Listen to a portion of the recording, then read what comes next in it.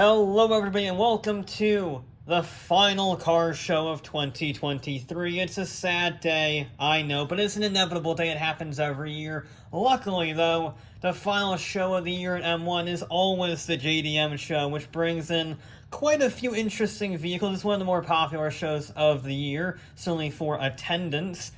And you get some weird and wacky cars that always show up, plus the usual vehicles not strictly from Japan.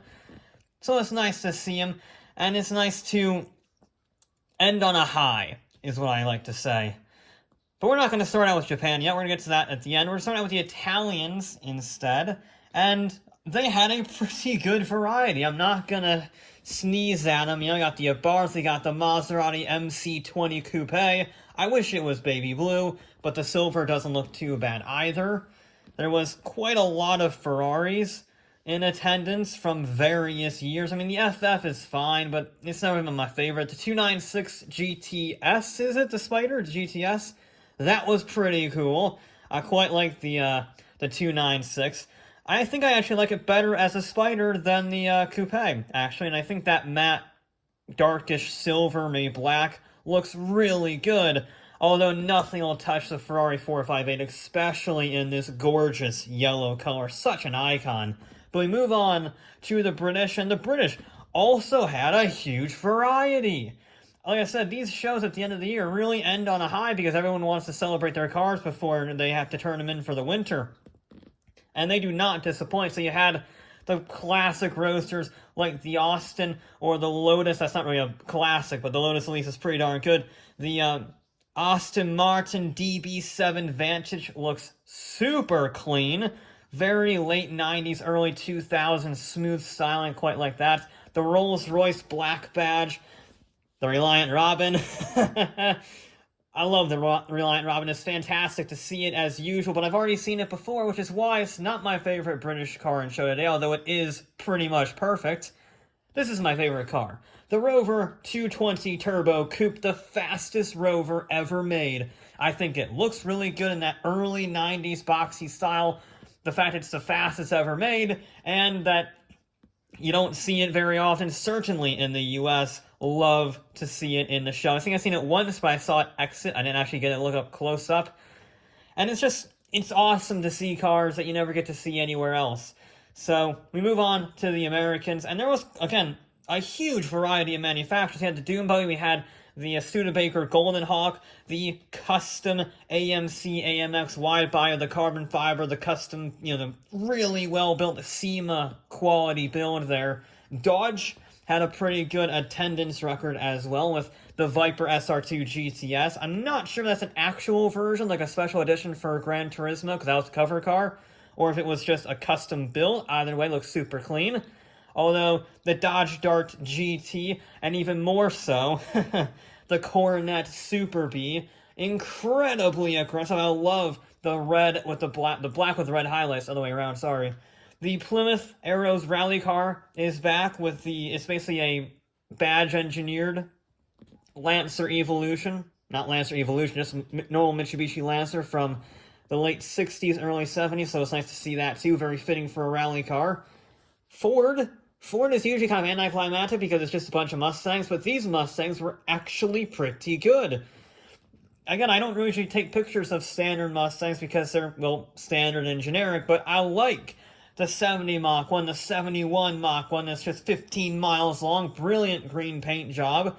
The Celine Mustang with the body kit and the aero and the tuned suspension, the upgrade engine, really stellar. Not as stellar as the Celine S7, mind you, because now we've actually seen this thing on the track, and it's brilliant on the track, but it looks so good, even standing still. I love that red paint job on it. A true classic car. Speaking of red classic cars, Chevrolet was honestly kind of a disappointment. It really was the GM brand that shined more so than Chevrolet. So we had a few Pontiacs, a few Cadillacs, like the CTSV Championship Edition or the CT4V Blackwing. So things like Pontiac were a lot more frequent than a Chevrolet, for example. And I'm not going to complain about that. I love the GTO. I love the Firehawk, one of the coolest names ever for a car. The Firebird Firehawk. Amazing name. The Mistachrome paint job with the twin air intakes on the back for the mid-engine Fiero GT. Really nice touch. I'm not even sure if it's all that fast. Well, I didn't get to look at the engine, but having two air intakes might indicate it's not a stock Fiero. But we move on to the Germans. Mercedes had a lot with the AMG GT63 four-door, because the name isn't complicated enough, which matches the hideous styling of it, but it's nice to see a modern executive sedan that's, supercar killing. Really, the classics were great for BMW, so we had the M635 Ci, or the Alpina B6, if you want something a little more different, or my personal favorite BMW, the BMW E30 3 Series Estate.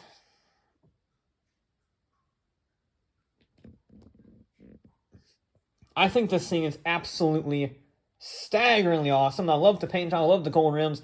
Absolutely phenomenal machine. I love estate cars, as always. Porsche I like Porsche, so of course there's going to be some pretty cool ones there. The Trans-Siberia homage, the 930 Cabrio. It's not quite a 911 Turbo Cabrio, but it's still pretty cool. The GT3 RS, the 991.2, is it? Really nice to see, really aggressive. Not quite as aggressive as the 992 GT3 RS, but still pretty aggressive. This thing is insane with the active aero and the crazy vents and everything. Pure function over form, and I absolutely love that. Although the form of the 911 flashbow flat nose certainly isn't bad. I think it looks absolutely stunning, the flat nose 911. But we finish off with our biggest section of the day, no surprise, the JDM class.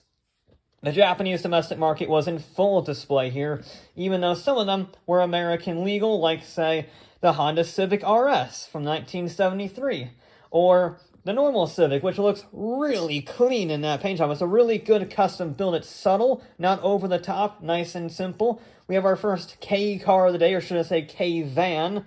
It's really small, really cool, and somehow four-wheel drive.